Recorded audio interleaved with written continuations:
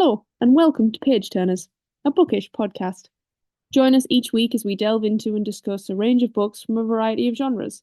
Get ready to listen to a lot of wild opinions and some misinformed facts. Oh, and fair warning, there will be spoilers. Welcome to your new favourite book club.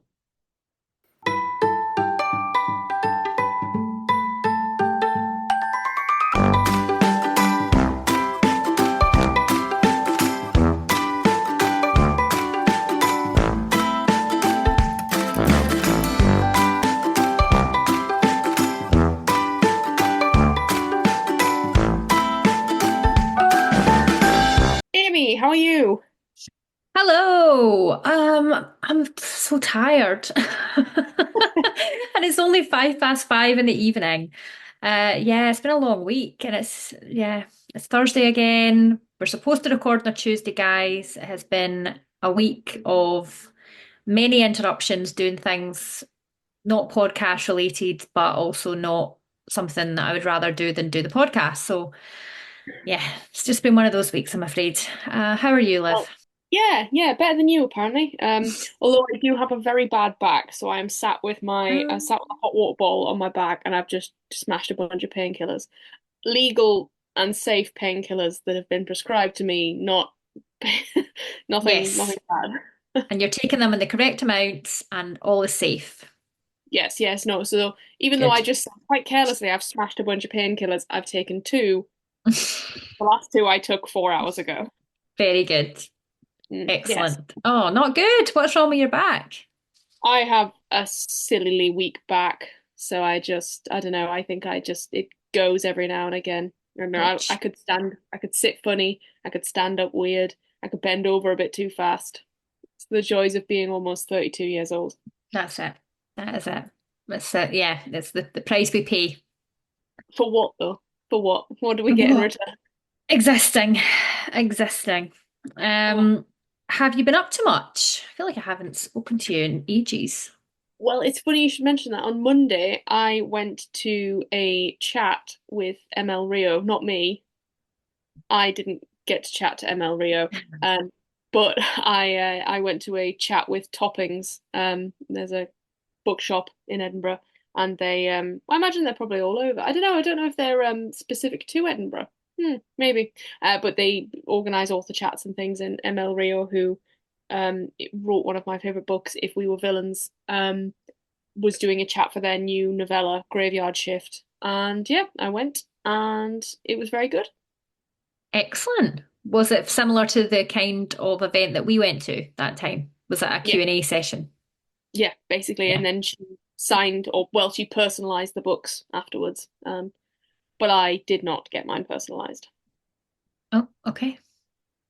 I don't know, it's similar to like every single time I go to this sort of author-like events. Like, I think I put a lot of pressure on myself for the interaction to mean something more. Okay, and you don't want it just to be signing a copy of the book. Well, no, that's what I think I have to realize that's all it's going to be, you know? Like, there's that element of like, I want to say something really original or like And unique, and I quite, want, yeah, quite profound. Something that's going you to know, stick with them. Yeah, I get it.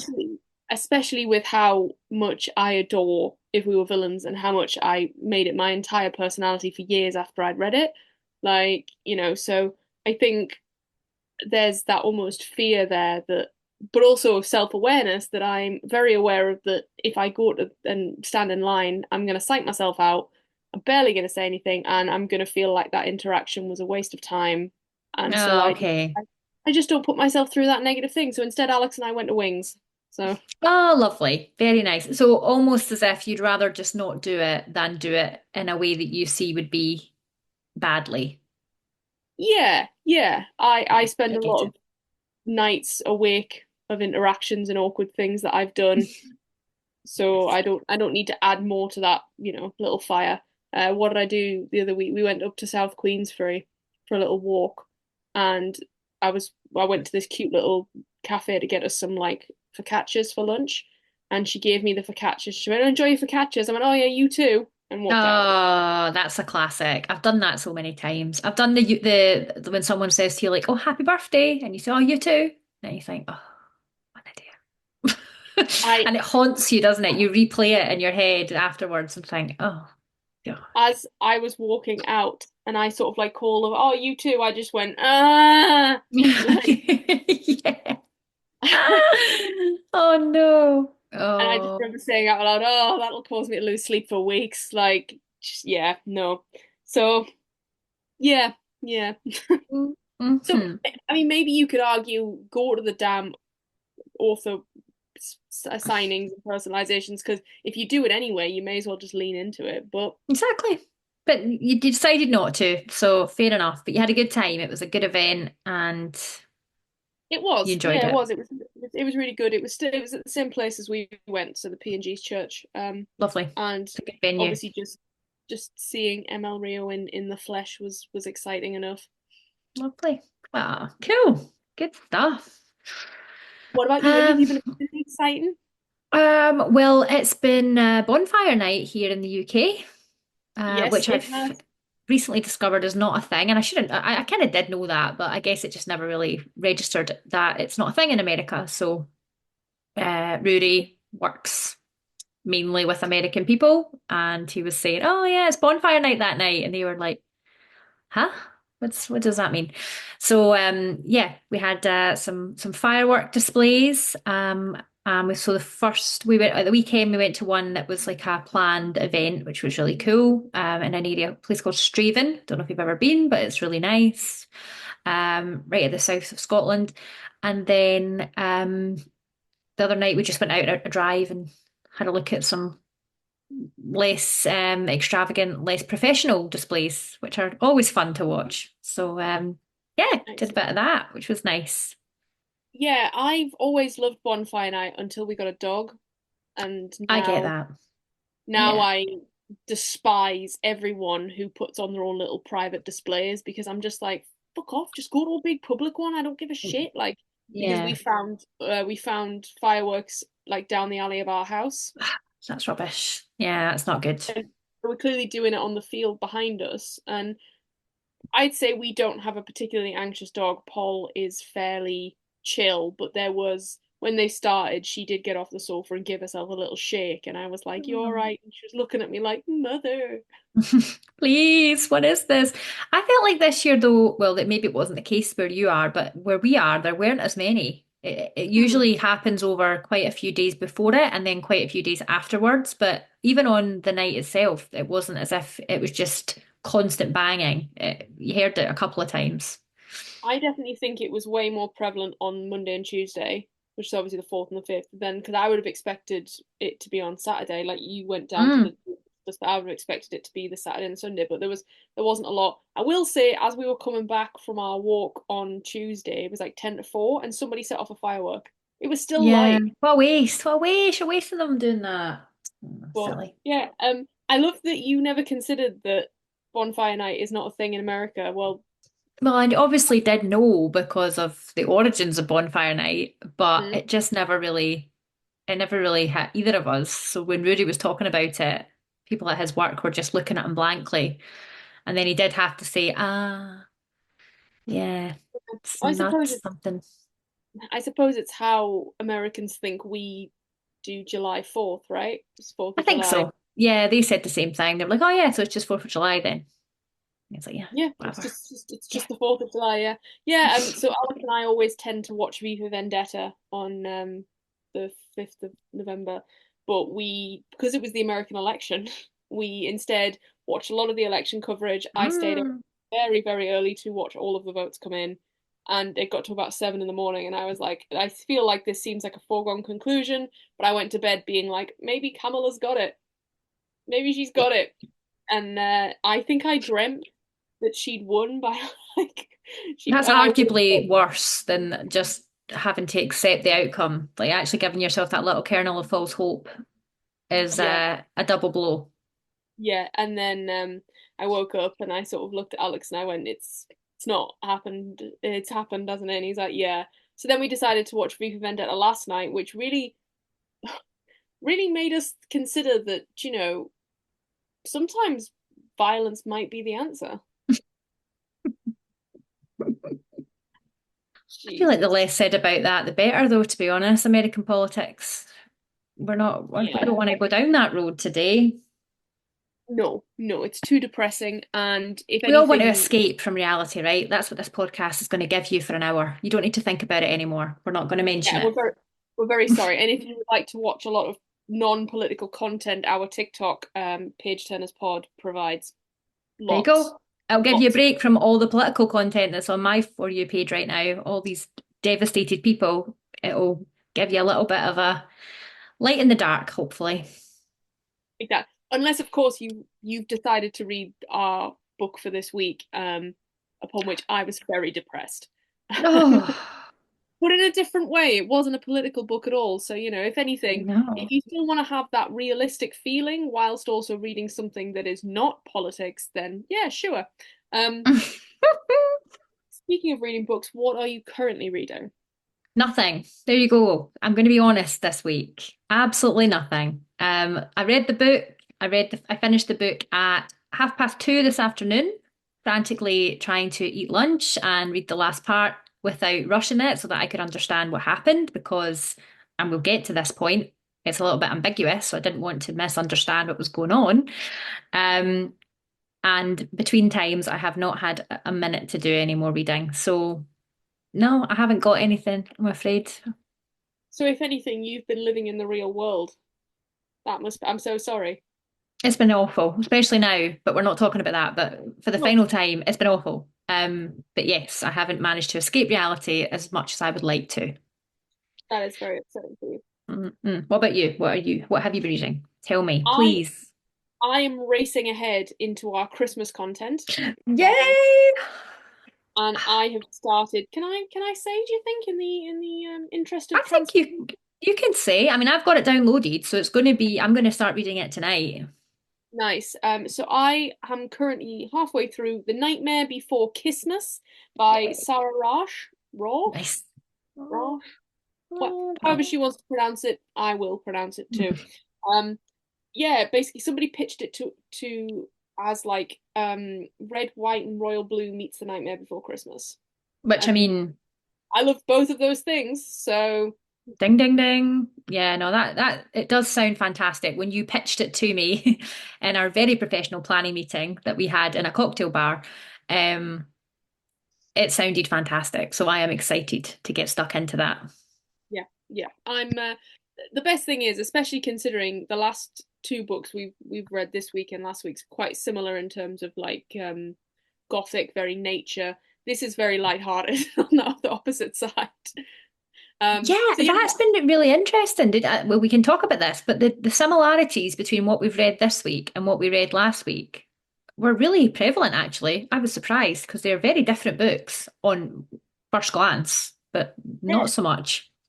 I mean, considering you and I picked them at different times Yeah. and sort of like, yeah, we it seems as if we planned it beautifully because it's like we ended spooky season, read two books of a sort of similar ilk, and now we're going into Christmas content is yeah, Well, we it's an we knew we wanted to read this book, right? We This was one that was kind of on our to be read list before it even came out. So we couldn't yeah, read it as soon as we wanted to. So we did have to put a little placeholder in, and that's why we ended up reading last week's offering.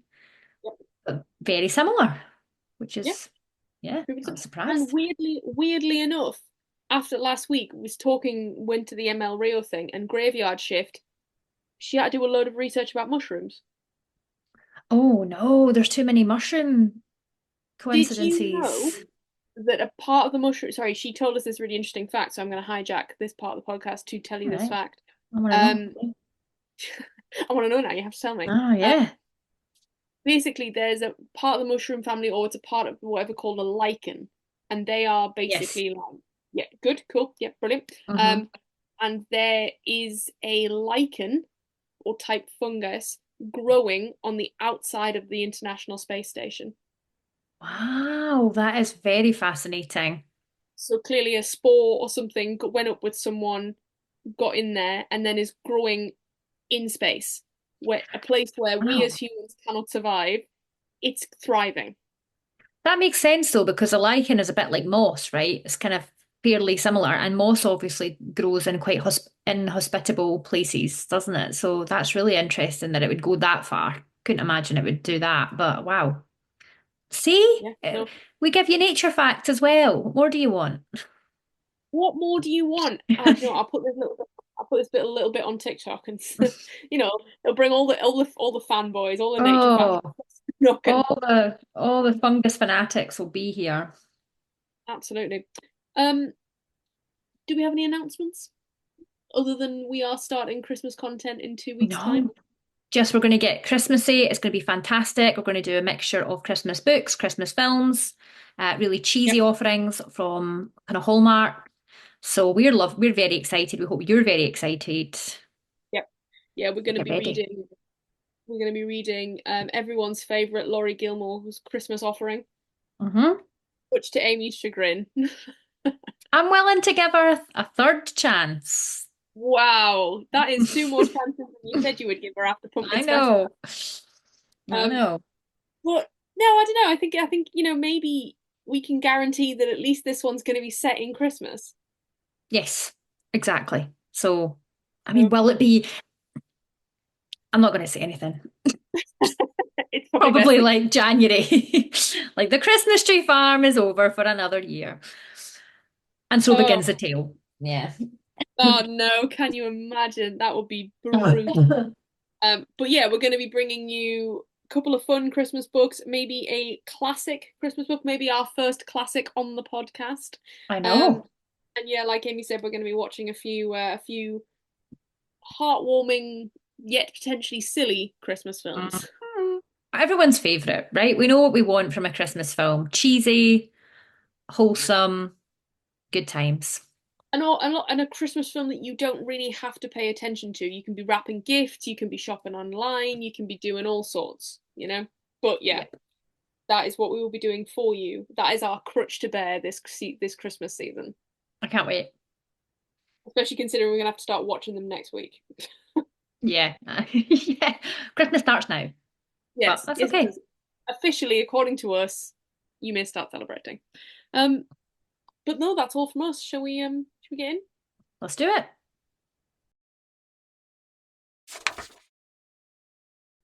This week we read Don't Let the Forest In by C.G. Drews. If you do nothing else, even if you don't read this book, please, please, please go and find it so you can just look at the absolute beauty and majesty that is the front cover. It is gorgeous. Yeah, I love it. It really is. Yeah. I mean, I wondered if we were going to get sort of any sort of like throwback to the cover throughout the story. And Mm-hmm. oh boy, was I glad we do. Mm-hmm. We do. Yeah, Love no, I it. mean, yeah, the cover is lovely, and yeah, it matches the tone of the novel very well.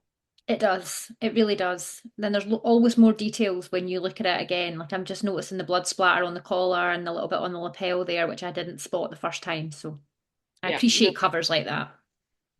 yeah, especially covers that make more sense the more you read it, for sure. Yes. Mm-hmm. Um, so that we can talk about this book freely, we need Mm-hmm. we need a patented page turners speedy summary. Oh, it's not going to be speedy, but it is going to be a summary, and I am definitely going to miss a lot out of it because this was an interesting read. Not that it was sort of too convoluted or too long. I think it was only about 330 odd pages or something like that. And it just had packed a lot in it, and it really dropped you into the story. So I will do my best, and apologies if I miss out any particular characters because I didn't go too in depth about that kind of thing. Nope, we believe in you. Okay. Stopwatch is ready. Minute or under for the grand prize, which we've If I not can get managed under yet. 2 minutes, I'll be pleased. Oh hell! All right, guys. Well, if you don't want to know what happens, just skip for 2 minutes. Skip ahead. Um, but you are listening, so you should want to know. But anyway, we're with you, Amy. We believe in you. Three, two, one, go. Andrew returns to school after summer with his twin sister Duff. He enjoys writing creepy, twisted fairy tales, and his best friend Thomas illustrates them in his dark, grisly style. When the boys arrive for their first day, the police show up to question Thomas about the disappearance of his parents. Blood was found in their home, a lot of blood. Thomas denies any involvement. Side note, a creepy forest surrounds the school, and we learn that Thomas has an affinity for it. Thomas becomes a person of interest in the case. One night, Andrew finds Thomas in the forest acting strange and questions him about his parents' disappearance and his involvement. Andrew says that he wouldn't care if Thomas had killed them, and this does not go down well. The boys fall out, which tears poor Andrew apart as he struggles with his feelings for Thomas, and the school is filled with gossip accusing Thomas of murder. Andrew and Thomas remain estranged despite Andrew's efforts, and some creepy shit starts happening to Andrew, including mushrooms growing in his pockets and an encounter with something with hoofs. It's soon discovered that Thomas's drawings are coming to life. After reconciling, Thomas and Andrew battle the monsters every night to keep the school safe. But one night, one of the creatures, the Antler King, gets into the school and kills one of their teachers, which, side note, isn't a big loss. Soon they discover that Andrew can kill them with ink by writing about the monster's demise. So they battle the monsters, and the boys also wrestle with their feelings for each other. Andrew comes to terms with his asexuality and is scared that this won't be enough for Thomas, who eventually confesses his love for Andrew. Aww. Another monster attacks the school, and Andrew kills it himself. This makes him realise he is strong, and so he confesses his feelings to Thomas as well. Things come to a Aw. head after Bryce, the bully, tells the head teacher that Andrew has been in the forest and he is threatened with expulsion. On the night of the school Halloween dance, Andrew realises the forest is growing inside at the school and him, and Bryce is killed by it. Meh. Plot twist! Dove tells Andrew he has been hallucinating Thomas this whole time as he was arrested for murdering his parent at the start of the school year. Plot twist number two. Psych. It wasn't really Dove because Dove is dead. She fell from a tree and died. It's soon revealed that Andrew is the reason behind the monsters, not Thomas. He buries his writing notebook and Thomas's heart in the dirt as an offering to the forest. The book ends with the readers questioning if Thomas is alive or if Andrew is imagining things again. I mean, absolutely beautifully done. Thank you. I had to write that summary as I read it because there was so much going on that I had to keep going back in and being like, don't forget this bit. 2 minutes and 20 seconds. Ah, damn. Yeah, it's one of those. I had to make sure the background was there so that you could understand the two plot twists that we get in very quick succession. I mean, right? Like it's a fucking mind fuck. I had to read the last bit again and again and again to be like, what the fuck's happening? Is Thomas alive? Has he just fucking murdered Thomas? Is this what's just happening? Is this I what's just don't happening? know. I Yeah. was reading it very quickly. Then the plot twist happened and I had to stop. And then I had to make sure I was taking it all in. And then, as I say, I finished it about 2:30 this afternoon. So I had to take a really long time to actually read the last part in depth to make sure what happened there. And I'm Yeah. still not really sure. So at any point, hmm uh, hmm, at what point did you figure out that Dove is dead? Ah, I don't know if I don't know to be honest, because I think I'm sort of blindsided by like hindsight now. Like I think I could say like, oh, it was at this point and it was at that point. Um, because she doesn't really have any interactions with anybody else. So now that I'm thinking back, I realise that all her interactions were only when Andrew was there to witness them, if you like. Um, so it was very close to the when the plot twist happened, where the monster said, "Oh, Thomas is actually dead, and you've been hallucinating Thomas." I thought, no, he isn't. No, that can't be true because other characters have interacted with him, and then I realised, oh, wait a minute, they haven't interacted with Dove. So I think that was when I realised it. So quite late. Yo, I also thought it late. I was like, there's something going on with Dove. I thought that maybe she was the reason for the forest, or, Me too. and then I thought that maybe she was also keeping herself to herself to keep Andrew safe, similar to what Mm-hmm. Thomas tries to do throughout a portion of the Mm-hmm. novel. Um, because she has the forest, he notices she has the forest on her shoes, that sort of thing. Um, Yes. I realized it was just before she tells him that Thomas isn't there, that Thomas has been arrested at the beginning of the novel, because she's got the pencil behind her ear, and he makes them note again. He's like, "Oh, there she is again with the pencil behind her ear." I was like, "She looks exactly the same Every time. every time," and That's good. That's a good point.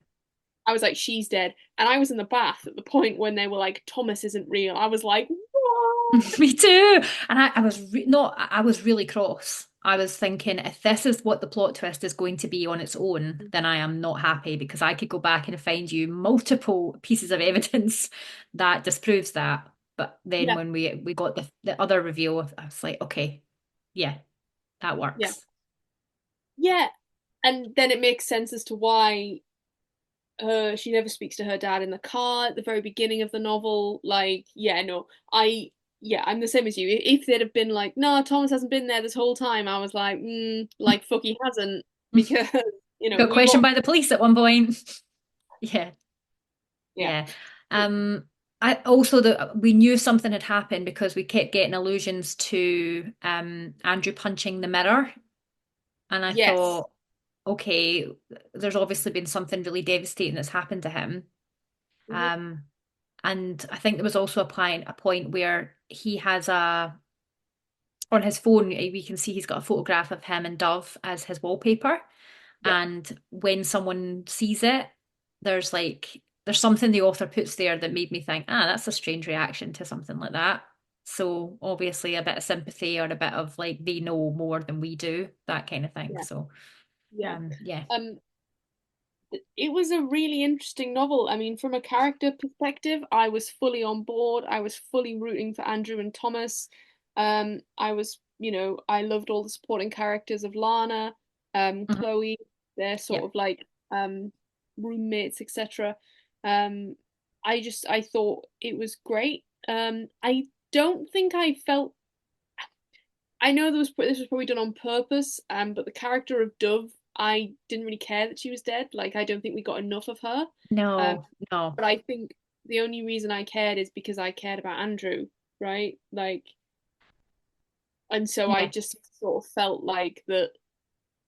And this isn't necessarily like a bad thing, but yeah, I appreciate to develop Dove's character, you'd have had to have included her more, which would mean you would have, Potentially, yeah, would be a lot of yeah, plot holes maybe there. It'd be quite difficult to do well, I think, because how would you explain that other characters aren't having anything to do with her? That would be hard to get around.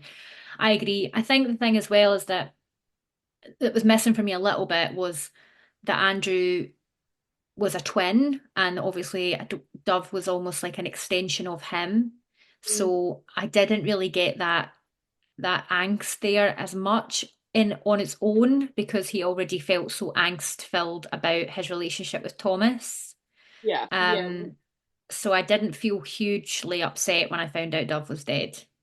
yeah. I I kept I kept being like when every time they mentioned that he was missing something or something was missing, and obviously the idea that like you said he's a twin, so that bond there, that's Mitzi because she's dead. This thing, I don't think I wasn't really paving over it, but I was more like, yeah, is that does it Mm, mean that it's the forest or something? I don't think I was getting that. It yeah. wasn't ramming it home for me that there's something in his subconscious that is truly in anguish, other than the manifestations of the forest.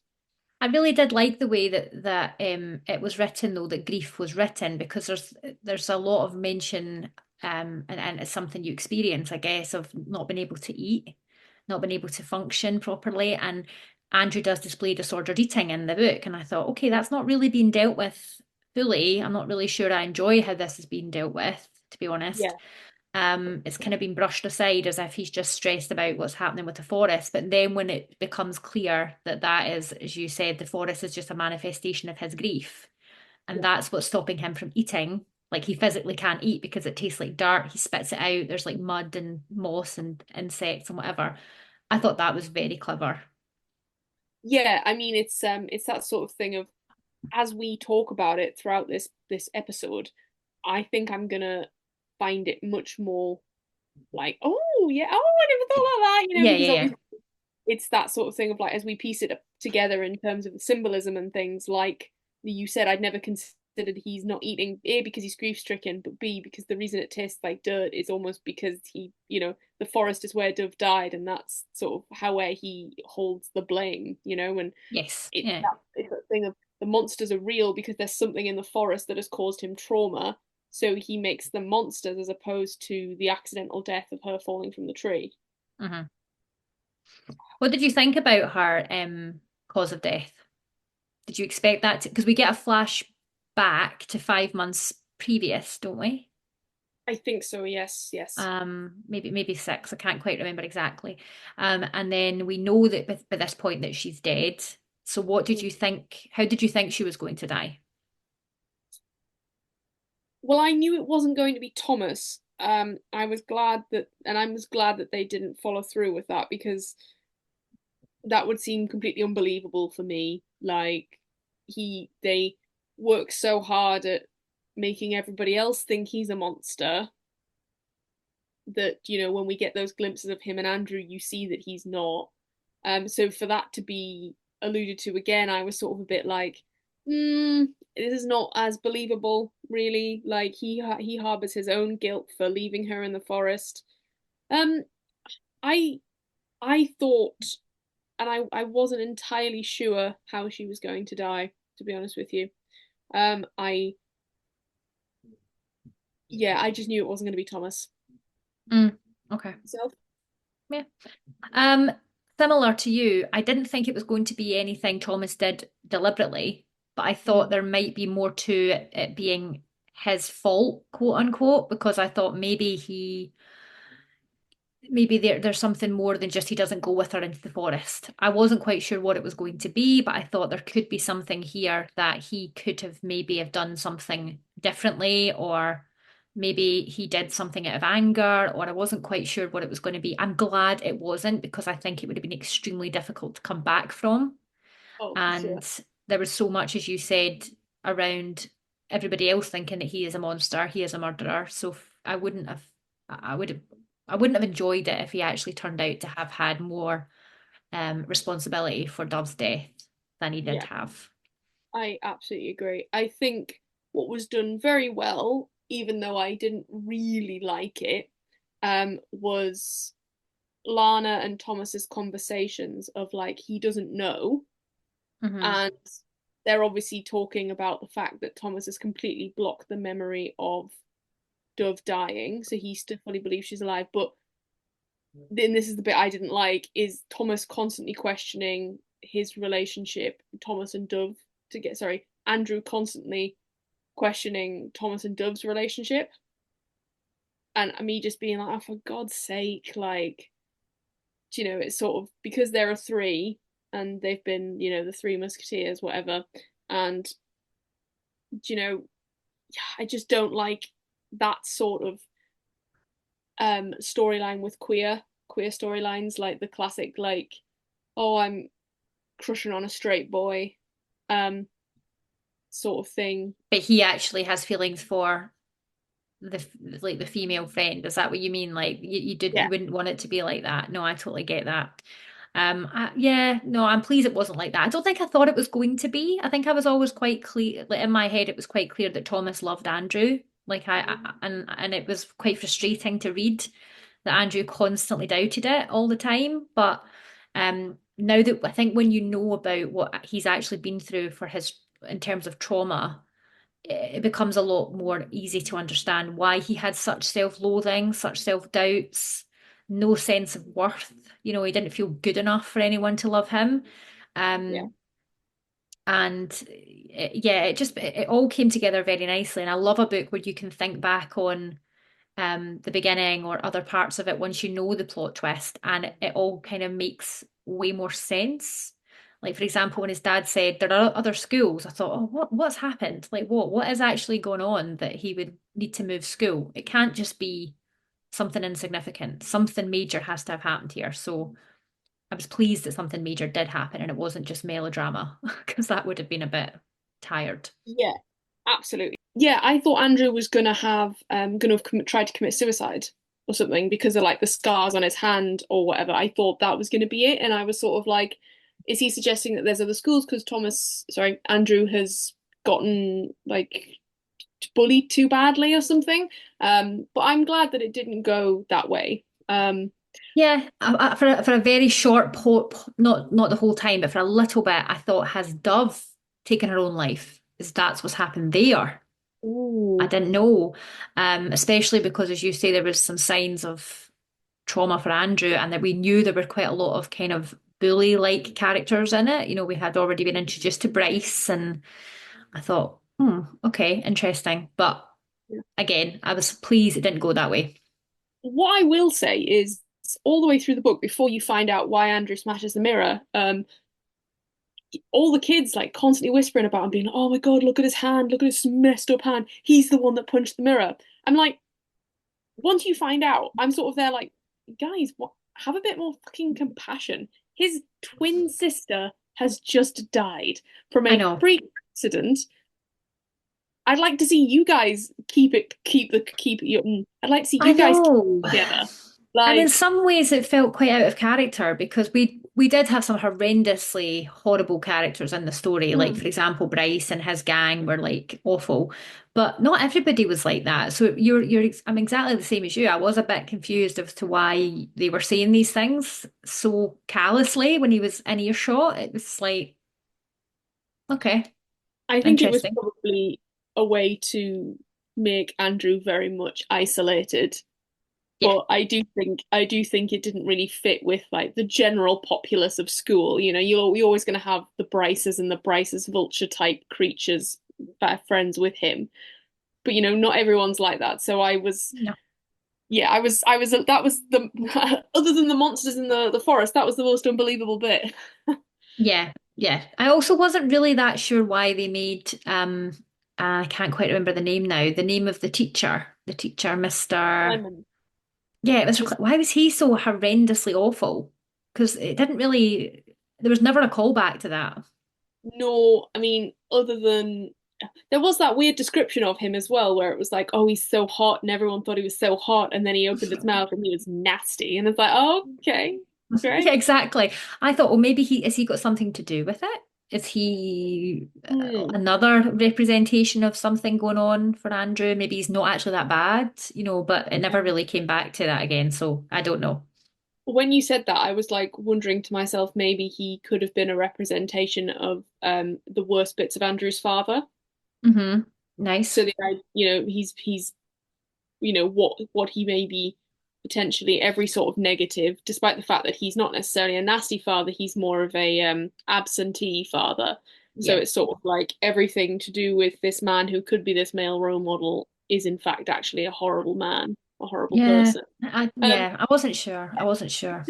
he just seemed like a villain for the sake of the villain. I think maybe we were meant to hate him so that when he's killed by the Antler King, as Andrew offers him as a tithe, um, that we feel that Andrew is not necessarily the villain for that. Yeah, maybe, but it didn't work for me. That was one of the characters that didn't quite work. He felt a little bit like a pantomime villain. There wasn't very much depth. We didn't really hear much about him. We had no idea what motivated him to be so awful.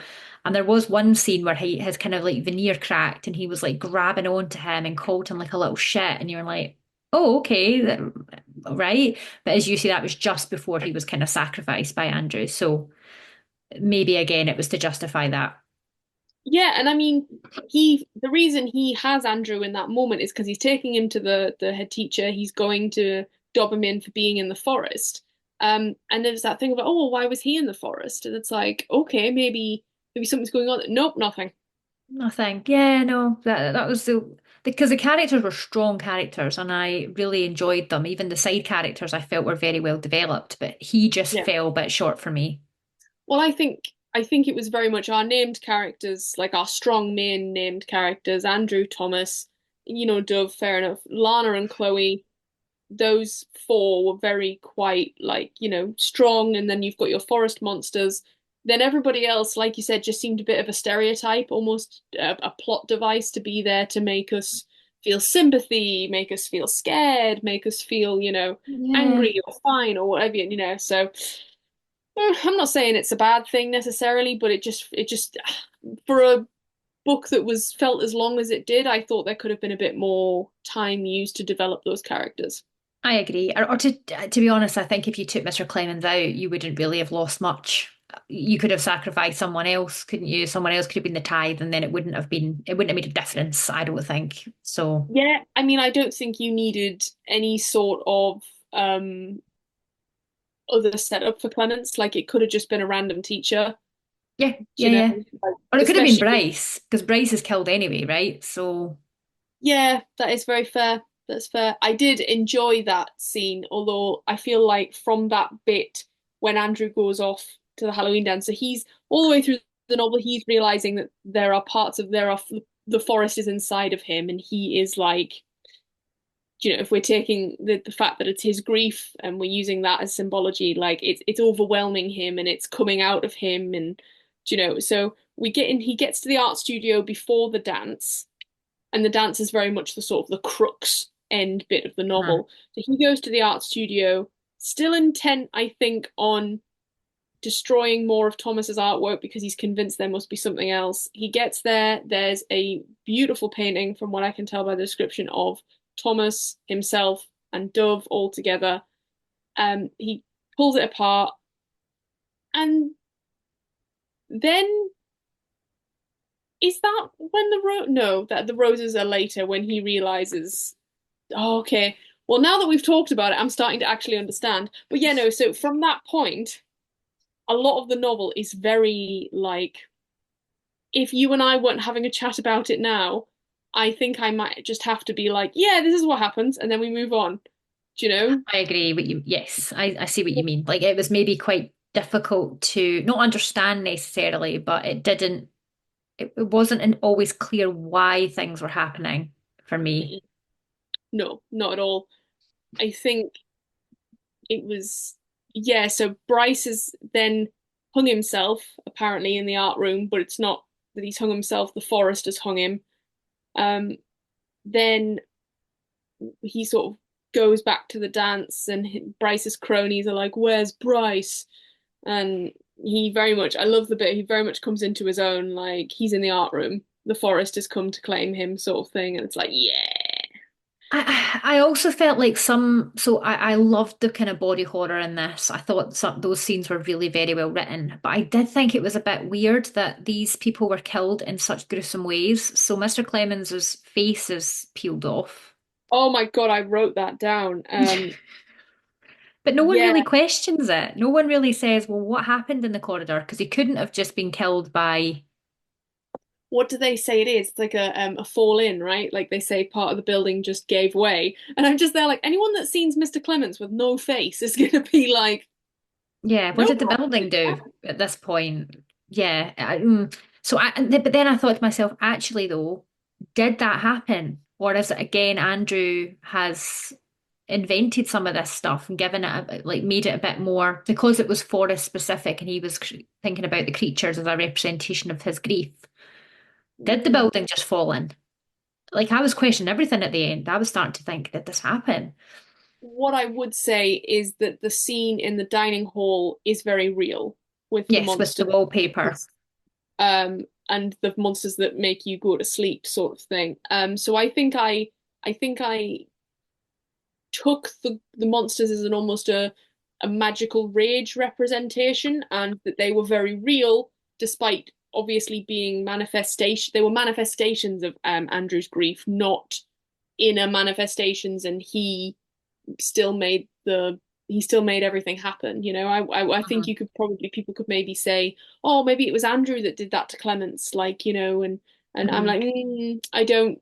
I still think it's very much he conjures the creatures from his rage, from his grief, but they are still very much creatures outside of him. And they have got their own autonomy to do things and to kill people, and it's not him that's necessarily driving them to do that. No, no. I mean, Okay. he does obviously offer Clements as a tithe. Um, It's a little bit different, isn't it? Because they were. It's not as if the forest wasn't going to kill him. Like the Antler King was after him, and Clemens was very much just in the wrong place at the wrong time. Yeah, no, I agree. I think I wonder whether there's an argument to be said that actually, because we get Dove's sort of ghost spirit throughout the novel, and then we find out that it's not actually her. She is the tree. She is the human manifestation of the tree that she fell out of. Is it like a witherwood tree? Is that what it's called? Yes, yeah, Yeah. Weatherwood, yeah. Um, because at the end he sort of like wants he's found Thomas and he's like, "Are you real? What's going on?" He has a full mental breakdown at that point. Um, I think, Yeah. and he's, and then he explains that Dove has died, and there's this almost this brutal sort of, there's the flashback of what happens, and then there's this. When does he grow the flowers from his eyes? At the very end, I think. Yeah, so do we think that's Um, because I just, I just, it his was like grief he kind could, of overwhelms him, doesn't it? It's like get to the point where his grief overwhelms him. He knows that Dove has now died, yeah, and I think to come to terms with that, when he comes to terms with that, the forest that's been growing inside of him, the grief that's been building, explodes out, and we get the flowers, roses growing from his eyes. yeah. I thought it was such a weird one. Like I loved the call to the cover, and I loved the fact that that happens. It physically bursts from him. But then I think once it happens, there's never really any mention of it again. Like it's almost like it happened, and then he could still see. Yeah, I think the ending for me was probably the weakest part of the book. Um, Mm. I can understand where the author was going with it. I think it was already, as we said, it was already quite a long book, so maybe you don't want to add too much more, but I think another chapter might have benefited because it was very much like, okay, I'm the problem. I'm going to go and bury my notebook. I also have to carve out my heart. And then Thomas sacrifices himself and says, no, no, carve out mine. If you have to carve out any, carve out mine. Yep. And then we get the scene with the box cutter, and then we get the very ambiguous last line. So it all happened a bit quick at that stage for me. Yeah, that very ambiguous last line is it's basically Thomas's his heart's been cut out, it's been buried, like you mentioned before. He's in sort of, Andrew's lying there, sort of sat down, Thomas is lying sort of across his legs, not moving, not breathing. Um, and Andrew lowered his head so his mouth was close to Thomas's ear. Wake up, I need you to tell me if we're real. Thomas didn't open his eyes, but his face had gone soft. All that fierce anger and lonesome fear slipped away. Kiss me, he said, low and sleepy. Then you'll find out. And that's the end. Mm. And I have a question for you because it is, like you said, it is very ambiguous. Is that Thomas speaking or is that Andrew? I think it's another Dove situation. I think that Thomas could be dead, and I think that Andrew is once again basically he's shut himself down.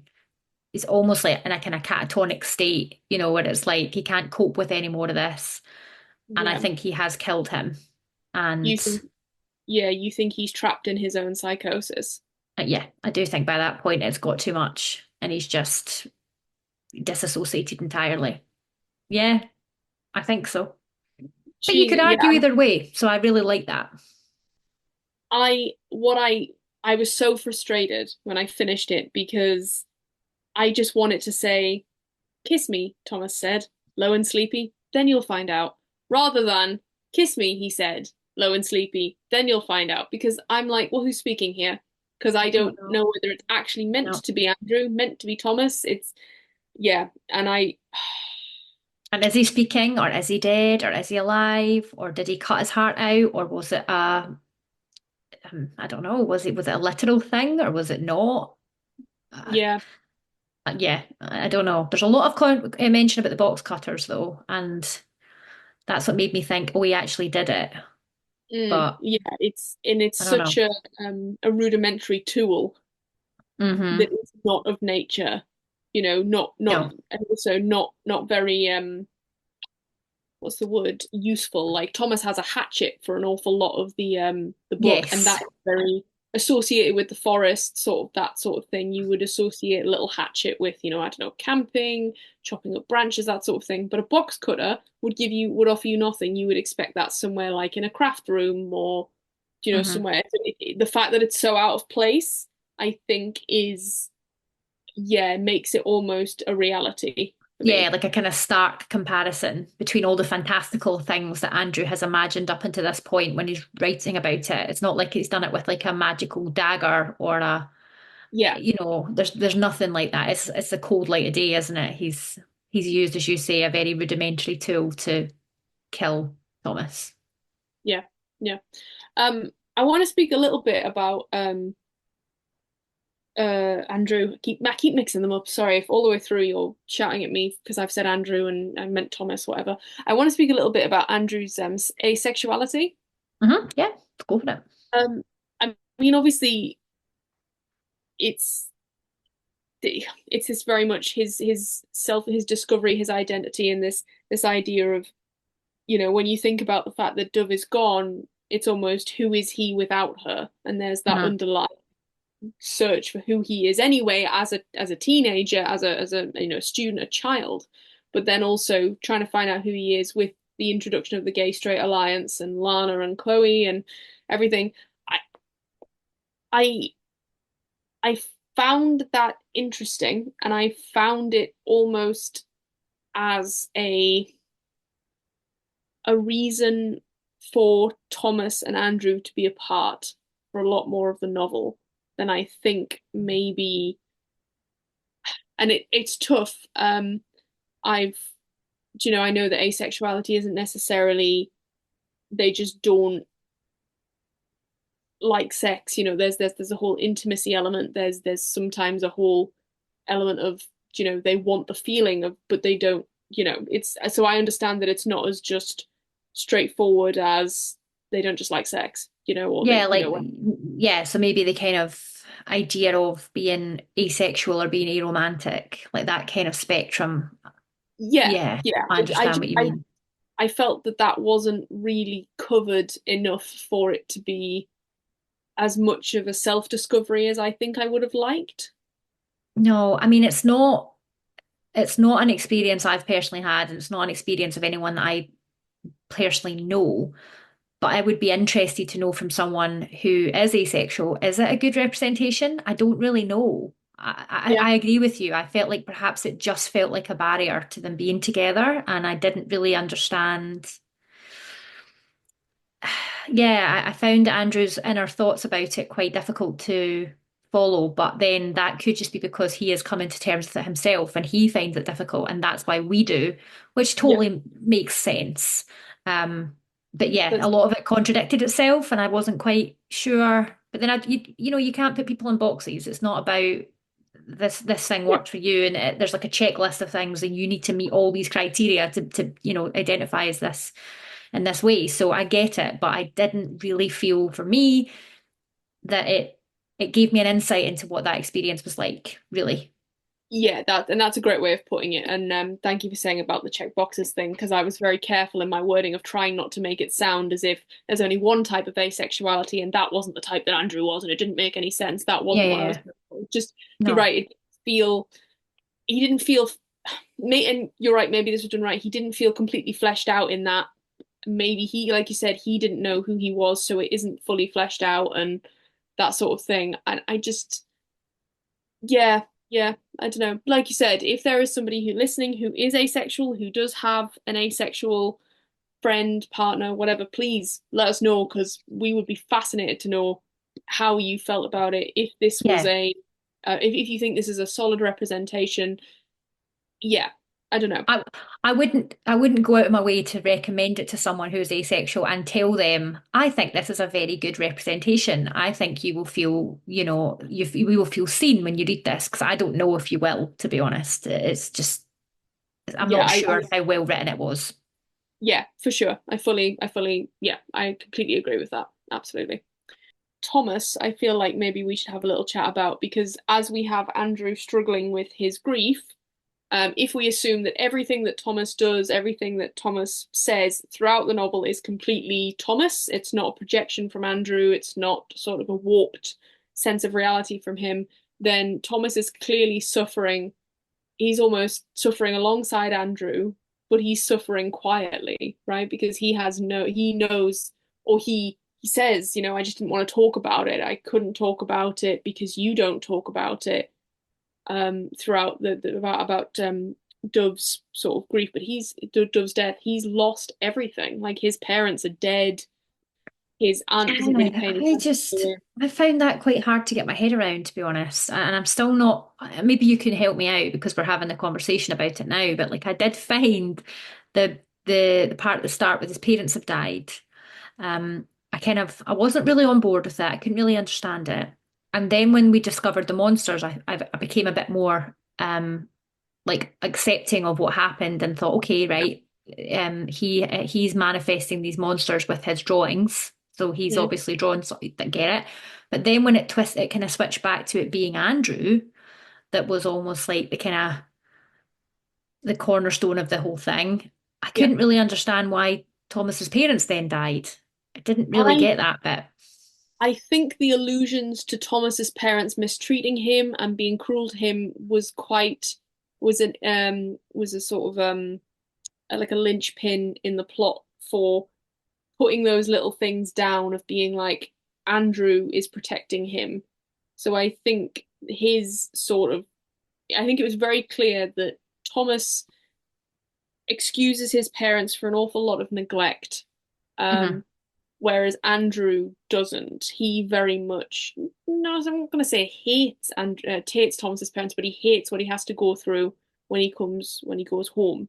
So I think I assumed that Andrew almost his worry, his threats, the fact that Thomas's phone got broken because it smashed um over the thing. And so Andrew's very much not understanding of what's happening with Thomas. He's got no idea. He almost, I want to say, reaches across that Yeah. void to send the monsters to hurt Andrew's parents. Sorry, hurt Thomas's parents. But do I understand how that happened when neither of them were at school and Andrew was in Australia and Thomas was in America? No. Okay. Um, No, but you know, that insight has helped me a lot because I'm just thinking back to the part in the story that says something like, I would do anything for you, kill yeah, for you. And I'm just putting that together now. So yeah, that makes sense, but you're right. I don't get the logistics of it. I yeah, don't really no. understand how the magic works. That So yeah. But I think that's what we have to do. We have to just go shrug our shoulders and go Hmm. magic, Yeah. because sometimes you've just got to allow a higher level of whatever to just wash over you and just be like, yep, no, I accept this, fair enough for you to be happy, or else you would not, I think, get the rest of the story, like Yeah. you Yeah. Yeah. have to appreciate that. I will say that despite the sort of the darkness and the sadness and the never ending, like you said, body horror. And it's graphic, man. It was fucking brutal, so much of it, and I wasn't expecting it. There was moments where I was like kicking my feet with like relationship. So it's like Thomas says to him, "I'm in ruins for you. I'd give you anything." I was just like, Mhm. Yeah, there were some gorgeous bits of dialogue and some really special moments between the two that I really enjoyed, and I actually thought their frequency and when they were put into the story was very well done actually because it gave us that little bit of hope. yeah, And yeah, it was just enough for me. I wasn't I was happy with the romantic side of things. If it mm, hadn't been about, hadn't been a romantic element in the story, I think I would have enjoyed it too. mm, But I did enjoy what we got, and I wasn't disappointed by the lack of it because I didn't feel like I was reading a romantic fantasy book or a romantic dark academia. I felt like I was just reading a kind of gothic horror dark academia with a sprinkling of some queer romance, which was lovely to read. I think what also really helped is clearly that romance had been there pre-novel. Like Yeah. they were both in love with each other for and have been for years. It's not this thing of like they're disgruntled roommates who, that Yeah, it just was very refreshing. Totally. Yeah, I agree. You're not the biggest fan of Friends to Lovers, are you? no, I'm not, but I would never class this. I don't think I would class this as friends to lovers because I think when we meet them, they're not lovers together, but they're clearly in love. Yeah, Like I like that. That's so, yeah, so that's nice. I get why you brought it up, but also I'm ignoring it. Because Um, you like this one, so that's totally fine. Yeah. I think, yeah, no, I'm not. The reason I think, I'm just going to speak on this very quickly. The reason I don't think I'm as big a fan as Friends to Lovers, it's just, it's how I feel about most fantasy novels. And don't get me wrong, I love fantasy so much. of like, oh, it's so convenient that we're reading a book that this time the chosen one has seen itself, you know? Like I know that obviously the story wouldn't be written if it was just more of the same punishment, war, sadness, and no end. So it's the same thing with friends to lovers. Like, oh, well, we've just happened to see this snapshot of these two people who've been friends since they were babies, like 30 years of Yeah. friendship, and they've only now just decided to get together. Again, I appreciate there'd be no story if they weren't, but I don't know, sometimes I think if you're friends with someone, especially when you're younger, um, I find it very difficult to get on board with the fact that it hasn't happened, especially if it's like, oh, we're neither of us are in love and we've only just seen each other in a different light for the first time. I'm like, bullshit. One of you has been in love with the other for years, and that I'm fine with. That's realistic. But then also I get the skeeves if it's a guy who's in love with the girl, because then obviously he's just been there's that element of like the whole Yeah. friend zone thing, and it's like, is he does he actually want to be a friend, or is he sticking around in the hopes that one day she'll notice him in that Yeah, way? I understand what you're saying. And also a lot of the time the stakes are high, aren't they? So if people do change from friends to lovers, it's like, well, is that just out of sheer convenience or because of the situation that you're in? Like, or is there Yeah. actually depth there that we haven't seen up to this point? That's it. I think, especially with more contemporary romances of friends to lovers, like it's that idea that I question the actual friendship if one of them has been in love with the other. Because I'm like, how are you disingenuous? Have you just been around because you thought? And sometimes they play on that. Sometimes they say things like, "I was waiting for you to notice me," and it's like Yeah, that doesn't sound like somebody who's just happy to be your friend. no, that sounds like someone, as you say, that's hanging around waiting to be something else. And that's quite disingenuous, isn't it? Yeah, and that completely changes the dynamic of the friendship and means that the acts of service you do for them are not solely based on just that friendship, or they're based that you hope you'll get something in return in the future, which is too transactional. And yeah, so friends to lovers for me has problematic things. I'm not saying it's problematic. I'm not saying it can't happen. It just makes me feel a bit skeevy. Anyway, back to the actual novel. No, I really like this. I didn't like the sort of storyline that Dove was like, no, you guys can't be together. And that was sort of why Yeah. it took so it's such a weird thing talking about us comparing it to What Moves the Dead by T. Kingfisher. Dove is Madeline in this. Like we never see Dove as a character for herself other than in the No. flashback or what Andrew portrays her as through, or what the Yeah, tree you're totally portrays right. her as Andrew. So it's this really interesting thing of again, we get no sort of No, so we who don't really ever know what Dove is actually really genuinely like, do we? We don't know if she is a supportive twin, if she's a good friend, if she actually ever did have any kind of romantic feelings for Thomas. It could have all just been in Andrew's mind that he was so jealous and so scared that those two were going to end up together and leave him out that he projected that onto her character. We don't know, and I think rightly or I think wrongly, yeah. I I think there's definitely an element of that, but I do think I think isn't that the reason why Thomas leaves the forest and then him and her have the argument because I she think so. told him to stay away from him, sort of thing. You're going to ruin the Which I dynamic. didn't really like. Like I just didn't, I don't know. For me, I just felt like, can we not have a nice positive sibling relationship where she's supportive of the two and she still wants to be friends with them separately, but she also champions them as a couple. That would be Yeah, a bit more refreshing and nuanced for me. I get it, and I find it really difficult to believe that if you love your brother as much as you say you do, or you want to protect him and things like that, I understand. But A, you cannot protect him from potential heartbreak because that's going to happen, with you or without you. And B, if you can see the love that they have for each other, because which you must be because you're there that whole time, it's the three of you. I understand there'll be a fear of being left out, but you're left out anyway because they live together in room as roommates. Like there'll be things that they experience together that you won't experience with them. So I just think I thought it was a little, again, another sort of barrier for them, just a plot barrier that was shoved in. And because we don't get Dove as a character, it was quite easily added, Yeah, you know. yeah, I get Um, that. so I thought, yeah, that fell a little short, but I suppose it was a good use of plot to allow the sort of romance to develop slowly. Hmm. Again, and not that I have a problem with slow burn at all, but when it makes sense. But again, they already love each other. They already know each other. So I know that I think if things weren't like the way, I mean, obviously Thomas isn't making a move on Andrew because he's respectful that was sort of Dove's last wish, and Andrew's vulnerable at the moment, and but I mean, if anything, Andrew deserves a little bit of fucking something because he's fucking losing his mind. I know he's been absolutely through it and then through it again. It's left me in a bit of a place because it's made me quite upset and quite like haunted and quite I don't know, I don't think I've ever read a book that's made me feel this way before.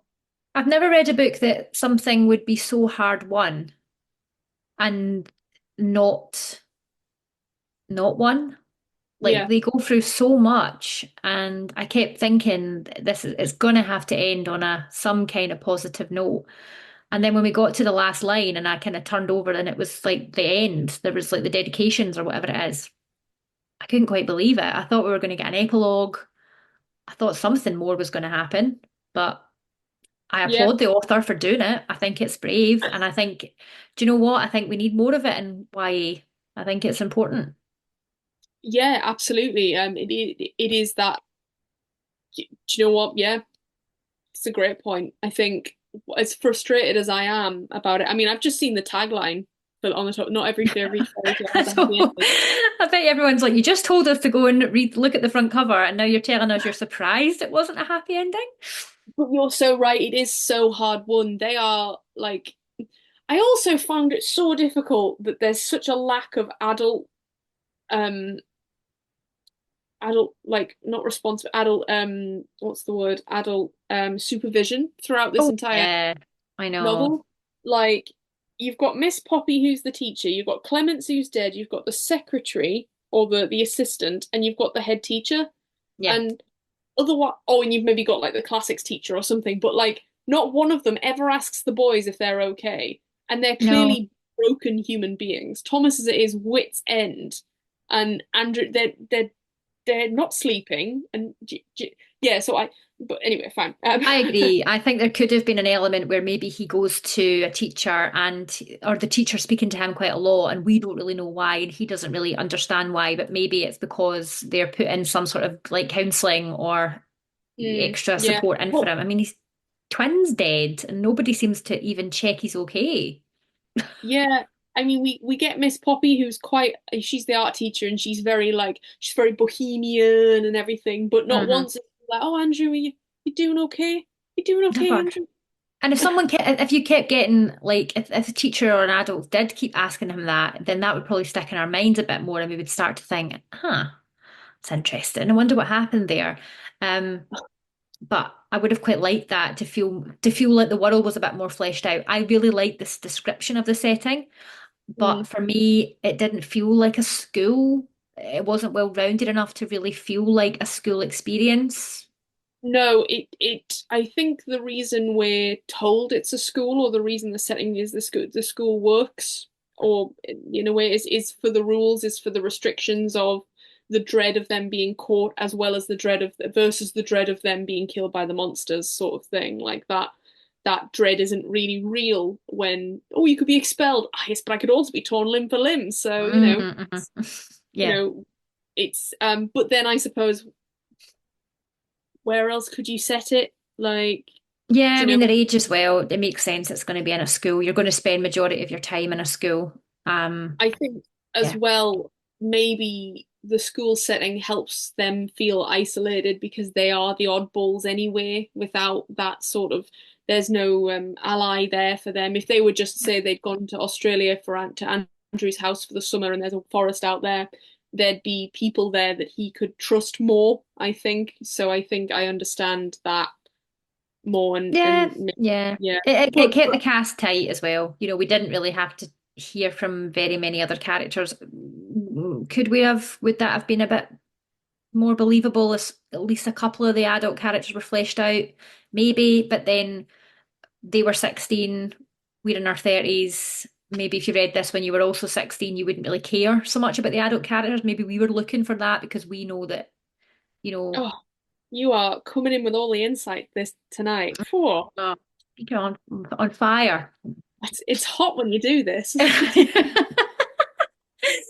But yeah, I don't know. It's difficult, isn't it? Like but a tiny little part of me did feel like, are you just omitting the adults to make it a bit easier to overlook some of this crazy stuff that's going on and make it a bit more understandable why nobody seems to be asking questions about it. Yeah, I think ultimately if the adults were more perceptive, we wouldn't get half the story we would, right? No. Like Andrew would have been sent away a long time ago, and so I can understand. Final thoughts.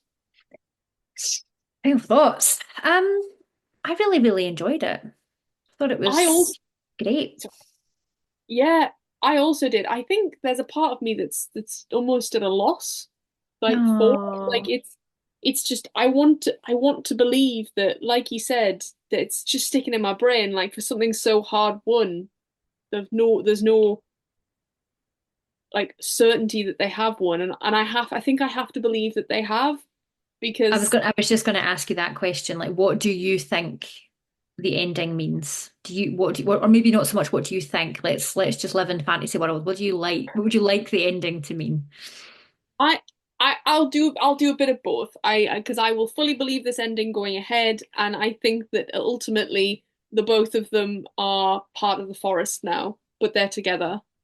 And you know, I know I'm really struggling to come to terms with the fact that Dove, whilst not whilst being dead, very it doesn't exist in any sort of like spectral realm or whatever. It was his manifest. The forest was manifesting it through Andrew for Andrew, um, almost as like a come, your sister's here, come, Hmm.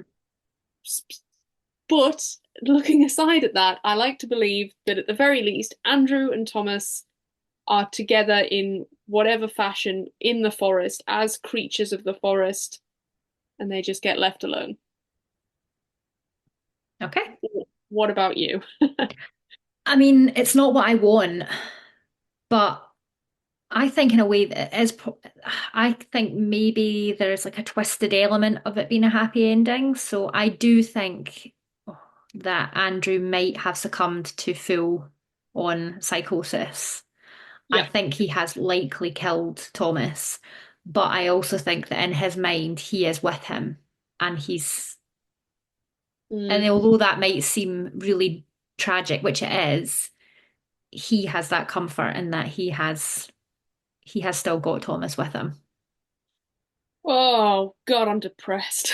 It's a really hard book to finish actually. It did put me in a bit of a slump today because I didn't really think I was going to finish it at 2:30, and then when I did, it felt a bit weird going back to work and like sitting in meetings and thinking like, oh, you guys have to read this. I'm not okay. It is very much like a why are we all so happy? Not you got nothing not got nothing happy about, guys. Um yeah, so on that ilk, would you recommend it to a friend or to anyone?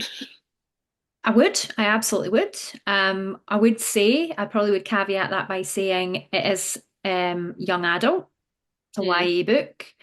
Sometimes it felt a little bit, in some ways, too young. Like I felt sometimes the angst and the pining and the mm. melodrama was a bit much. But I think that's because I'm I'm not in that place anymore, and I'm not really the audience for this book. It didn't take away from me, but I would just say if you're not a fan of young adult fiction, then you might find some of the things that frustrate you about young adult fiction, you might find them in this book, maybe. But Yeah, I would also add to that though that the sort of the higher level, the plot, the thinking of it, and the sort of the revelations at the end do give it a more of an adult feel. mhm. Um, do you know, if you look at it at face value and you think to yourself, oh, it's just magic monsters and things like that. And if you don't look any deeper, then maybe you're going to see something that's purely YA. But as you said, some of the elements are definitely YA, the angst, the that sort of thing, the romance, the sort of the childish um interactions of the characters, like the bully and the bullied, etc. Um, but definitely the overarching plot themes of like the psychosis and grief and manifestations of that, that is not a YA, a typical YA plot. Not so I definitely think there's something to be had that's further than a YA.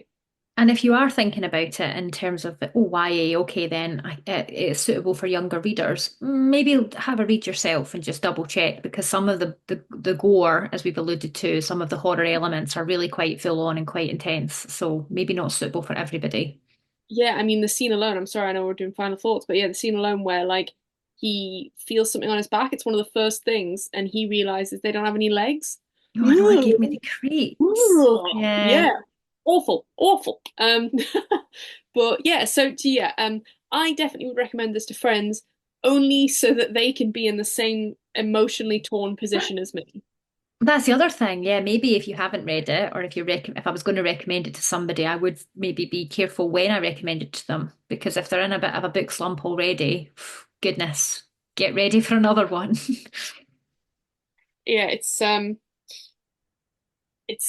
Yeah, yeah, it's definitely left me with a feeling of almost like I've lost my twin. hmm I there's something that's just a bit missing, and I think it might be the lack of cohesive ending.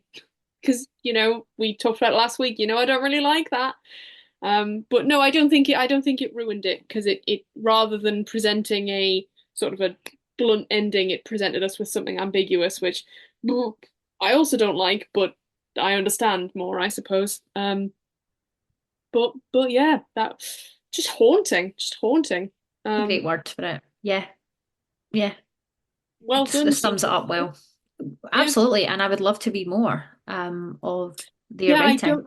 I don't think this is a debut. I think they have other books, so we'll Okay. definitely have to check them out. I'd Um, love that. do you have any, if this is this, because I'm recommending If We Were Villains Again. Okay.